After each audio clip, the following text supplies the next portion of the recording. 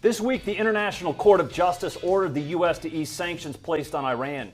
The U.S. reimposed the penalties from withdrawing from the 2015 Iran nuclear deal, which was aimed at curbing Tehran's nuclear ambitions. Meanwhile, the relationship between the U.S. and Russia is tenuous, let's say, because of the allegations of Russian meddling in the last election. And there's one nation that's sandwiched between Russia and Iran that happens to be a strong ally of the United States, and that's Azerbaijan. That means its ambassador to the U.S., Elin Suleymanov, has had an interesting vantage point to observe the U.S. tensions towards Azerbaijan's neighbors. He's also a senior member of the diplomatic corps here in Washington. Ambassador Suleymanov, thank you so much for being with us. Good morning. It's good to be with you. Great to have you. Looking forward to getting your perspective on some very interesting times that we live in. Thank you. Very interesting times indeed. So as Ned was setting up there, you are right between Iran and Russia. Talk to us about what the nature of that geography means and how you're viewing our relationship with Iran and our relationship with Russia. Well, you're absolutely right. Azerbaijan is the only country in the world which borders both Russia and Iran. There are no other countries doing that. And we're the only country which provides a key access into the Central Asia and the Eurasian region. Azerbaijan, this is why Azerbaijan is a pivotal country, a key connecting point between Asia and Europe and into Eurasian region. Mm-hmm. We've been, of course, we would much benefit from seeing a better relationship between the United States and our neighbors. And we have large neighbors, both Russia and Iran. And we would like to see the less tension, but we also understand that the global politics is such that tensions are growing, unfortunately.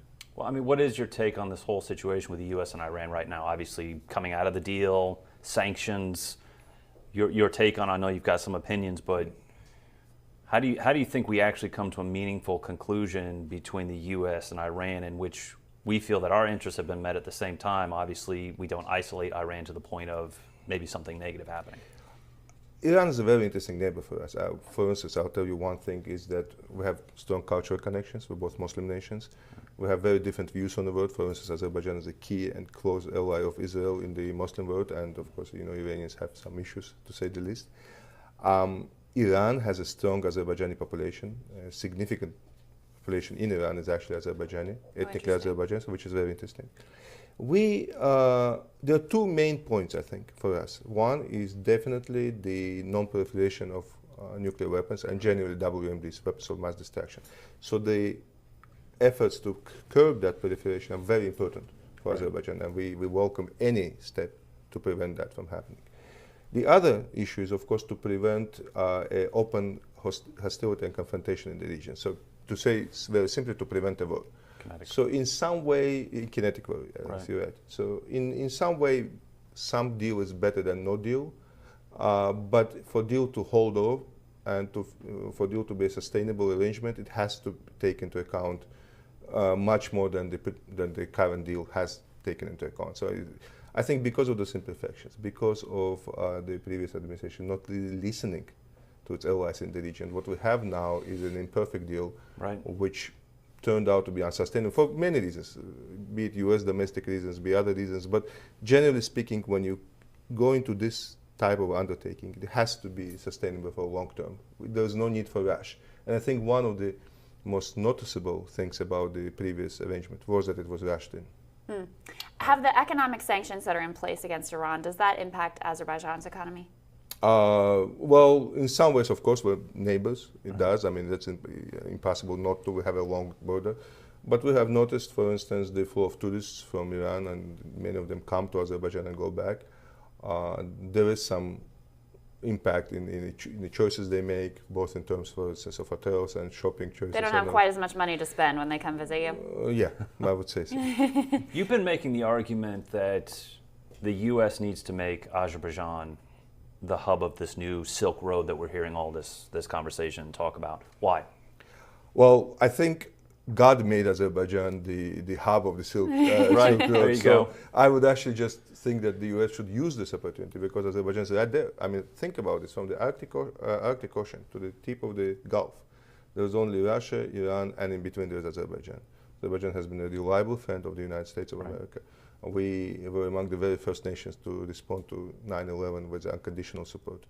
Azerbaijan's soldiers were in Iraq in the Balkans. They're now in Afghanistan. Azerbaijan is a key point of getting to Afghanistan. As a matter of fact, transit goes basically only to Azerbaijan at the moment. So I think that by itself provides a certain elements of the world, but also, of course, the pipeline connections with the energy security is a big issue for you guys as well. Obviously, in pipelines, but obviously the energy security. Yeah. I mean, that's something that I was kind of fascinated to talk with you about. Of what is taking place with Azerbaijan, pipelines, energy security, all of these things, obviously, that need to be addressed.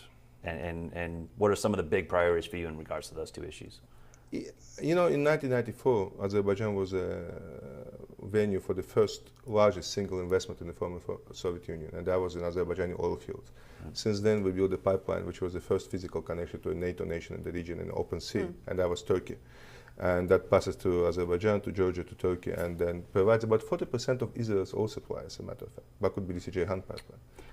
And today we're building about the largest, most ambitious gas project in the region, which is called Southern Gas Corridor. It goes to Azerbaijan, Georgia, Turkey, Greece, Albania, and Italy. The significance of that project cannot be overestimated. I have spoken to my colleagues and counterparts in the U.S. government. We're very grateful for consecutive American administration support from President Bush to President Obama to President Trump, very strongly supporting this project, and we're very grateful for that. Talk to us a little bit about Russia. Everyone here in the U.S. is trying to become a Russia expert, right? We're trying to figure out exactly what it is that Vladimir Putin has in mind, both for his own country, but in terms of his projection of power worldwide as representing a nation that is right next to Russia. What is your view of Putin's intentions vis-a-vis the rest of the world? We have, from the very days of independence, we've struggled to maintain our sovereignty and independence. We've been engaged in a conflict with neighboring Armenia, which had some strong connection to Russia, including military bases and all this. I think we have found a way to build a neighborly relationship with mutual respect.